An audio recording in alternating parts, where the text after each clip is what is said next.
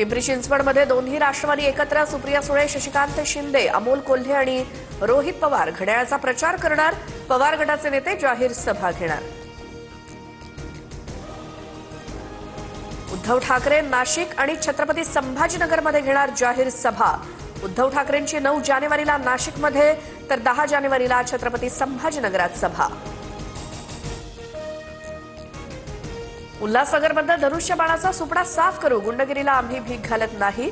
भाजपचे माजी आमदार नरेंद्र पवारांची एकनाथ शिंदे आणि श्रीकांत शिंदेंवर टीका. प्रणिती शिंदे भाजपसाठी काम करतात. निवडणुकीआधी प्रणिती शिंदे भाजपात जाणार होत्या. प्रणिती शिंदे आणि देवेंद्र फडणवीसांची डील, सुजात आंबेडकरांचा दावा. अधिकाऱ्यांची कृती अयोग्य, टोकन क्रमांक असतानाही संधी नाही. गुलाब्यातील अर्जांच्या गोंधळावरनं पालिका अहवालात अधिकाऱ्यांवरती ठपका. जनता दल आणि आपचे फॉर्म वेळेच्या कारणावरून नाकारण्यात आले होते. देशातली पहिली हायड्रोजन ट्रेन लवकरच लॉन्च होणार. ट्रेन आणि हायड्रोजन प्लांटची चाचपणी सुरू.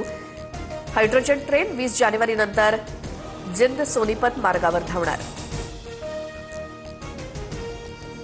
सोनं 1100 रुपयांनी महागलं. सोनं 1,35,200 रुपये तोळा, तर चांदी 2,35,000वर. मुंबईतली हवा घातक. AQI 200च्या आसपास. मुंबई, ठाणे आणि नवी मुंबईमध्ये प्रदूषणाचा प्रश्न गंभीर.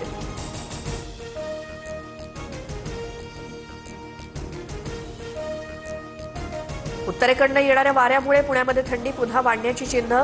9 ते 15 जानेवारीमध्ये तापमानात घट होऊन थंडी वाढण्याची शक्यता, हवामान तज्ज्ञांचा अंदाज.